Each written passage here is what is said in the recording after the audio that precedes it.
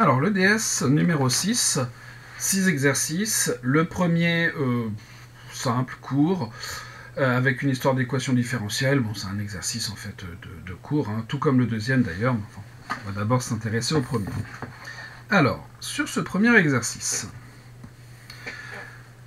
on considère l'équation différentielle E, y' plus y multiplié par cosinus x égale sinus x cosinus x sur R. Bon.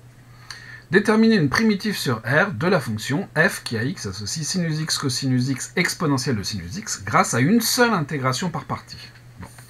Déjà, on peut remarquer que pour cette première question, la fonction f qui à x associe sinus x cosinus x exponentielle de sinus x et continue sur R, puisque c'est le produit de fonctions qui sont continues sur R. Bon. Donc on va s'intéresser à l'intégrale, par exemple de 1, on pourrait très bien prendre 0, à x de f de t dt, ce qui va nous permettre d'utiliser l'intégration par partie pour calculer une primitive. Donc c'est l'intégrale de 1 à x de sinus t, cosinus t, exponentielle de sinus t, dt. Et on nous dit de calculer cette intégrale en ne faisant qu'une seule intégration par partie. Ici, si on regarde bien, la fonction cosinus t, sinus t, on en connaît une primitive. Donc on va poser ce cosinus t, sinus t comme étant le u' et sinus t comme étant le v. Posons u' de t égale cosinus t exponentielle de sinus t et v de t égale sinus t. U et v, u est continu, donc on va admettre une primitive, v est de classe C1. On a donc u de t qui sera exponentielle de sinus t et v' de t qui sera égal à cosinus t. U et v. Alors ici, u est continu, je devrais rajouter ça ici. Et v de classe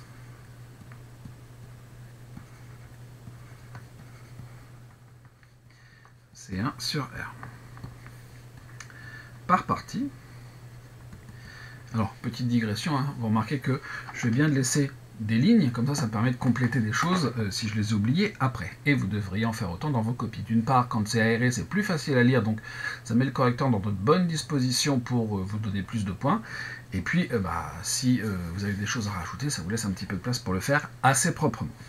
Par partie, donc l'intégrale entre 1 et x de f de t dt. Alors, même chose, hein, je mets 1, mais peut-être qu'après, on mettra 0, on modifiera ça, on peut voir ça à la fin. Donc, cette intégrale de 1 à t de f de t dt, elle va être égale à quoi?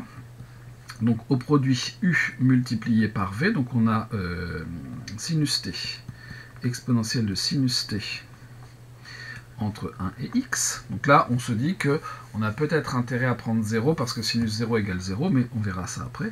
Moins l'intégrale entre 1 et x de cosinus t exponentielle de sinus t dt. Et là, méga coup de bol parce que ce cosinus t exponentielle de sinus t, on en connaît une primitive.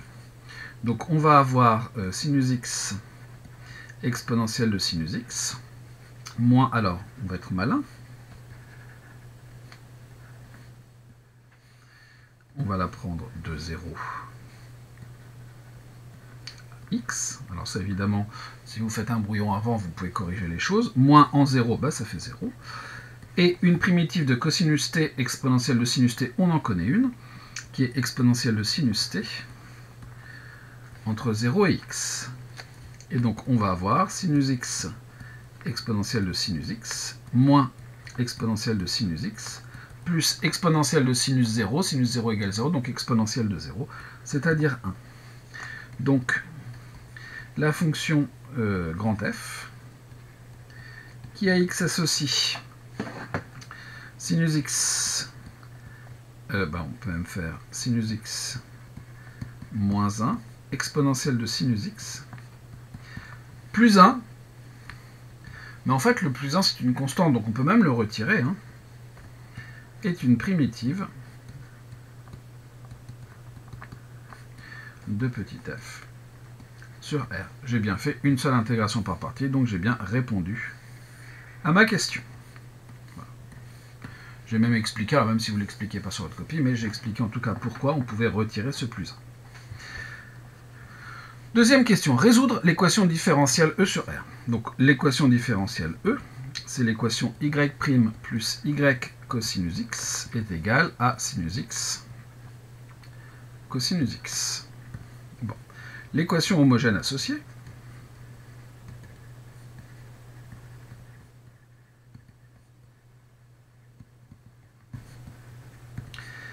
y' plus y cosinus x égale 0. La fonction qui a x associée cosinus x est continue sur R. La fonction qui a x associée sinus x en est une primitive.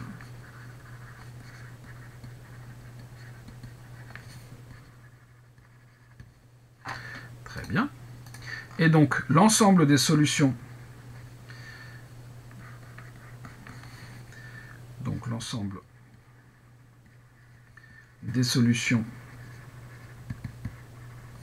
de notre équation E0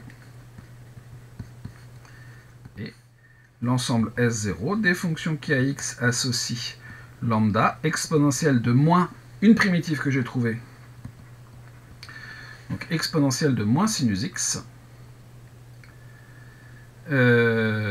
plus rien du tout avec lambda appartenant à R.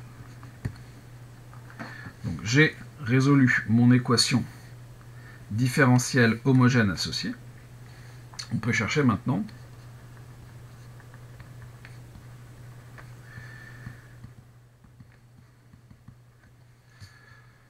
une primitive. Alors, sous quelle forme?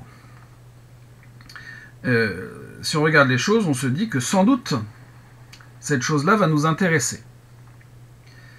Ici, si je dérive cette fonction-là, je vais obtenir ça. Sinus x, cosinus x, exponentielle de sinus x. Ça serait mon f'. Mon f, ici j'aurai donc cosinus x, sinus x moins 1, exponentielle de sinus x. Et est-ce que ça va nous faire de l'exponentielle de sinus x? Je ne sais pas trop dire.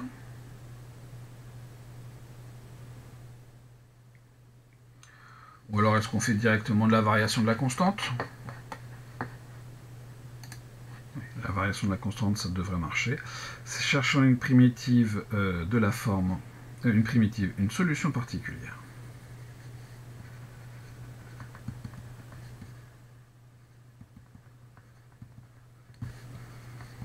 De la forme f qui à x associe lambda de x exponentielle de moins sinus x, où lambda est une fonction dérivable sur R.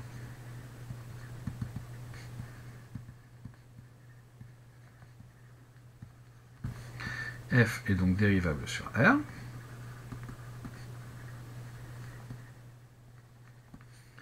Si je me donne un réel x, j'ai f' de x qui sera égal à lambda' de x exponentielle de moins sinus x, plus dérivée de moins sinus x, donc moins cosinus x, multiplié par lambda de x, multiplié par exponentielle de moins sinus x. On a donc lambda' de x, exponentielle de moins sinus x, moins cosinus x, lambda de x, exponentielle de moins sinus x, plus notre fonction f multipliée par cosinus x, donc cosinus x, lambda de x, exponentielle de moins sinus x, c'est-à-dire lambda' de x, exponentielle de moins sinus x, et ça on veut que ce soit égal à sinus x, cosinus x, d'où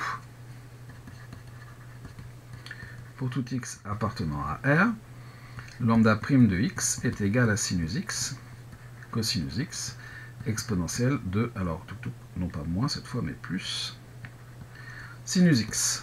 On peut donc choisir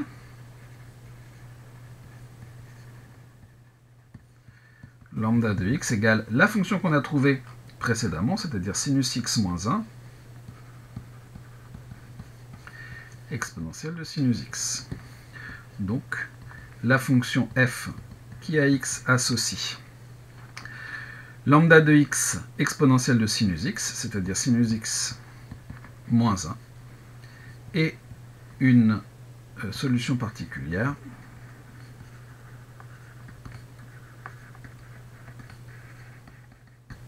de notre équation E. Il ne reste qu'à conclure et on aura terminé cet exercice. Conclusion. L'ensemble des solutions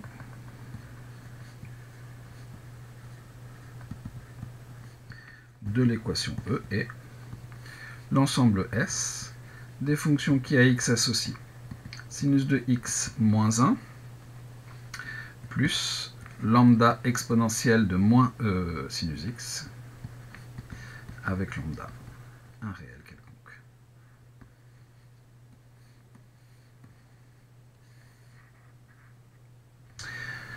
Et voilà pour ce premier exercice.